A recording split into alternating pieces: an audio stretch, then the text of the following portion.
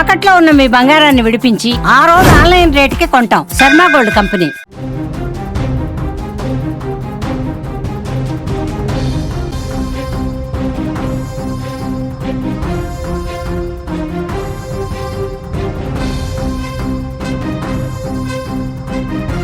మరో big breaking news చూస్తున్నాం. Climax కి గండికోట వైష్ణవి హత్య కేసు చేరినట్లుగా మనకు తెలుస్తుంది. 5 చుట్టే పోలీసులు విచారణ అయితే ముమ్మరం చేశారు. ఇప్పటికే 69 మంది అనుమానితులను పోలీసులు విచారించినట్లుగా మనకైతే తెలుస్తుంది. వారిలో గ్రామస్తులు, టూరిస్టులు ఉన్నట్లుగా కూడా గుర్తించడం జరిగింది.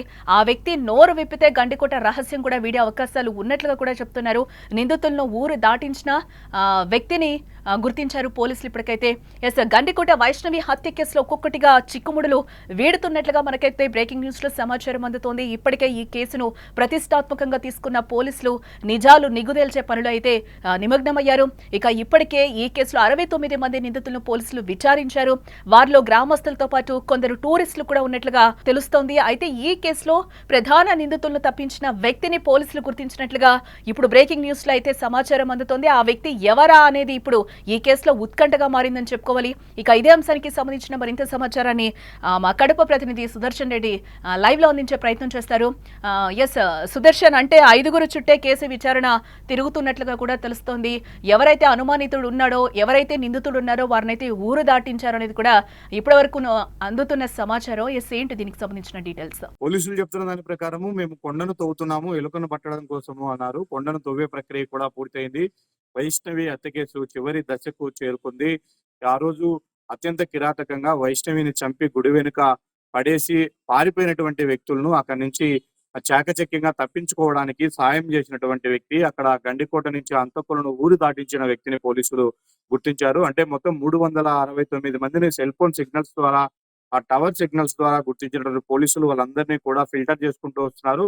69 మందిని ఇప్పుడు ఆ ఫైనల్ లిస్ట్ చేశారు. ఆ ఫైనల్ లిస్ట్ లో కూడా ఒక వ్యక్తిని అనుమానిస్తున్నారు. అతను ఊరు దాటించాడు నిందితులను అన్నది పోలీసులు చేసుకున్నటువంటి కన్ఫర్మేషన్.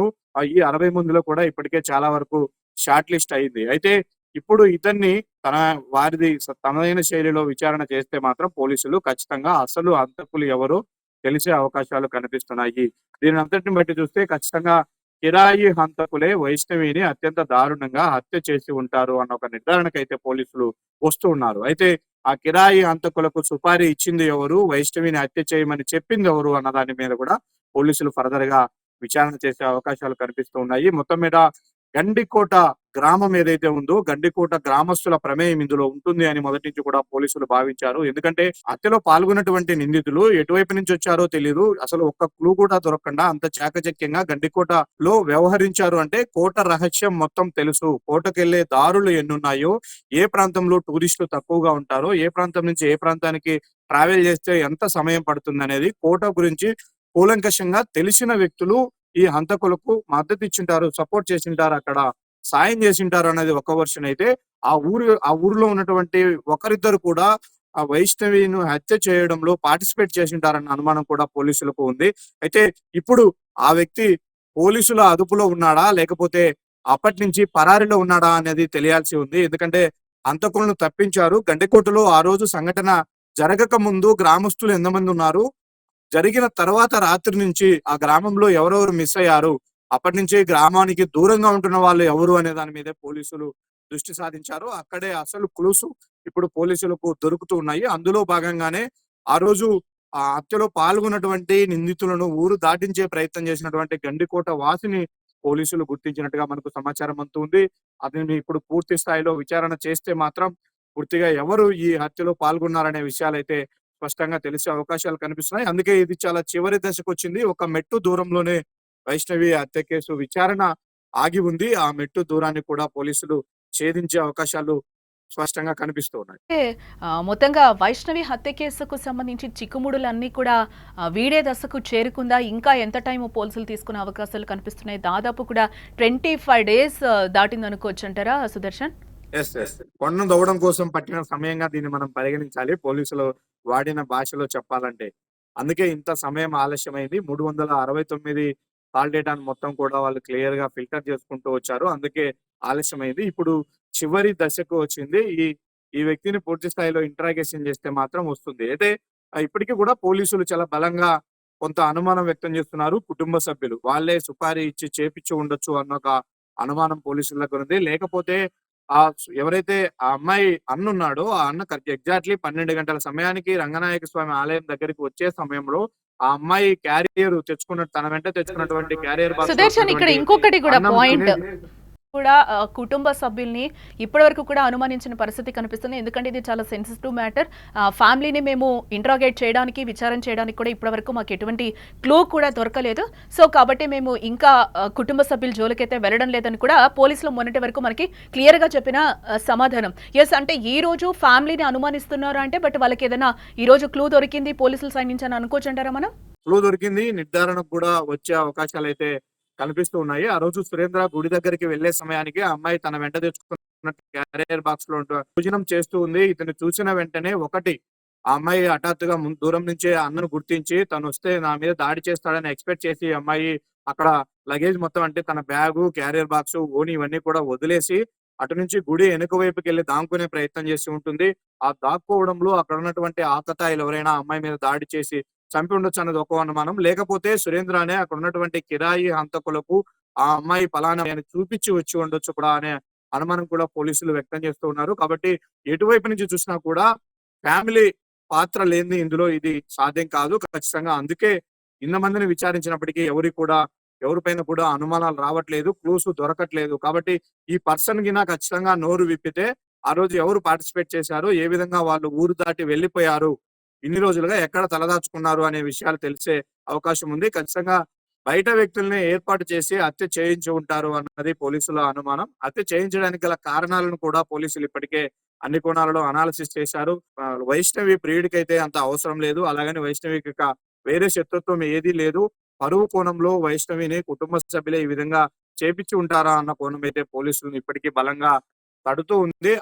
ఆ ప్రయత్నంలోనే ఆ వ్యక్తి ఎవరైతే ఊరు దాటించాడో ఆ వ్యక్తి మేరకే సభ్యులందరినీ కూడా పిలిచి కూలంకషంగా వాళ్ళు విచారించే అవకాశాలు కనిపిస్తున్నాయి. వీళ్ళ మొత్తం వీళ్ళ కదలికలన్నింటినీ కూడా చేసే అవకాశాలు స్పష్టంగా కనిపిస్తున్నాయి. దాదాపు 25 రోజులు కావస్తున్న సందర్భంగా సుదర్శన్, అంటే ఇప్పటి వరకు లోకేష్ ఎక్కడున్నాడు అని కూడా ఇంతవరకు పోలీసులు చెప్పని పరిస్థితి కనిపిస్తుంది. అదేవిధంగా ఇప్పటి వరకు మళ్ళీ కూడా ఫస్ట్ నుంచి కూడా మేము వాళ్ళని ఫ్యామిలీ మెంబర్స్ని కాకుండా మిగతా అన్నలు ఎవరైతే ఉన్నారో ఈ కేసులో ఎవరెవరు అనుమానితులుగా ఉన్నారో వాళ్ళందరినీ కూడా విచారిస్తాం, సీన్ రీకన్స్ట్రక్షన్ చేశామని కూడా పోలీసులు చెప్తున్న నేపథ్యంలో ఈరోజు ఏవైతే వాళ్ళకి కొన్ని ఆధారాలు దొరికాయో ఈ నేపథ్యంలో మరి ఫ్యామిలీ కుటుంబ సభ్యులందరినీ కూడా ఈరోజు మళ్ళీ విచారించే అవకాశం కనిపిస్తున్నాయా ఇప్పుడు? తప్పకుండా షార్ట్ కట్స్ లోనే ఈ కేసు వీగిపోతుందని పోలీసులు ఎక్స్పెక్ట్ చేశారు. డిఐజీ ఇప్పటికీ చెప్తున్నాడు ఆ రోజు సాయంత్రానికే మేము క్లియర్ చేస్తామని. ఎందుకు అలా చెప్పాల్సి వచ్చింది అంటే ఒక ఇద్దరు యువకులు అక్కడ టెంపుల్ దగ్గర అనుమానాస్పదంగా ఉన్నారు అని అక్కడ ఉన్నటువంటి మరో ప్రత్యక్ష సాక్షులు చెప్పారు. అదే సమయంలో అమ్మాయి టెంపుల్ దగ్గర ఒంటరిగా ఉంది కాబట్టి వీళ్ళిద్దరి ప్రమేయం ఉండొచ్చు. అందులో వాళ్ళు కూడా ఒకరు ప్రొద్దుటూరు, మరొకరు ఎర్రగుంట్ల ప్రాంతానికి చెందినవారు. అంటే లోకల్ వ్యక్తులే ఇద్దరు. వాళ్ళు అక్కడ అనుమానాస్పదంగా తిరుగుతూ ఉన్నారు. అప్పటికే ఆ అమ్మాయి గుడిలో ఒంటరిగా ఉంది అంటే ఖచ్చితంగా వీళ్ళే వెళ్ళి ఆ అమ్మాయి పైన ఈ అఘాయిత్యానికి పాల్పడి ఉంటారు అని అనుమానించారు. వాళ్ళని పూర్తిగా ఇంటరాగేషన్ చేస్తే వాళ్ళు ఒప్పుకునే అవకాశం ఉంటది. ఖచ్చితంగా వాళ్ళే చేసి ఉంటారన్న కోణంలో కూడా పోలీసులు ఆ రోజు ఎక్స్పెక్ట్ చేశారు. షార్ట్ కట్ లోనే ఈ కేసు వీగిపోతుంది, విచారణ పూర్తవుతుంది అని. కానీ వాళ్ళు కాదు అని తేలిన తర్వాతే కేసు మొదటికి వచ్చింది, మళ్ళీ విచారించాల్సి వచ్చింది. నెక్స్ట్ స్టెప్పే తల్లిదండ్రుల మీద అనుమానాలు ఉన్నప్పటికీ వాళ్ళు తీవ్రమైనటువంటి బాధలో ఉన్నారు. అంతేకాకుండా మా బిడ్డను మేము ఎందుకు చంపుకుంటామంటూ వాళ్ళు మీడియా దగ్గరికి వచ్చి మాట్లాడుతున్న నేపథ్యంలో ఇదేమైనా వాళ్ళను ఎక్కువ ప్రెజర్ చేస్తే అది మరో యాంగిల్లో వెళ్లే అవకాశం ఉంటది. కాబట్టి పోలీసులకు చెడ్డ పేరు వచ్చే అవకాశం ఉంటదని వాళ్ళను పక్కన పెట్టి ఎప్పటికప్పుడు వాళ్ళ కదలికలను గమనిస్తూ వాళ్ళ డేటా అంతా కూడా అనాలిసిస్ చేసుకుంటూనే మొత్తం ఓవరాల్ గా అంటే పిన్ టు పిన్ మొదటి నుంచి కూడా విచారణ చేయాలనే నిర్ణయానికి పోలీసులు వచ్చారు. అందులో భాగంగానే కాల్ డేటానే వాళ్ళకు ఏకైక ఆధారం అయింది. అందులో పక్క ఊర్లో జాతర జరిగింది. ఆ రోజు ఎక్కువ గ్యాదరింగ్ ఉంది. ఆ రోజు అక్కడ సెల్ ఫోన్ సిగ్నల్స్ ఎక్కువ ఉన్నాయి. అయినా కూడా పర్వాలేదు, ఒక టీమును ఏర్పాటు చేసి ఈ సెల్ ఫోన్ సిగ్నల్స్ ఈ టవర్ లొకేషన్ లో ఉన్న వాళ్ళందరినీ కూడా పిలిపించి విచారిద్దాము అనే నిర్ణయానికి వచ్చారు. అందువల్ల ఇంత ఆలస్యం అయింది. అది కూడా కంప్లీట్ అయింది. ఆ ప్రక్రియ కూడా కంప్లీట్ అయింది.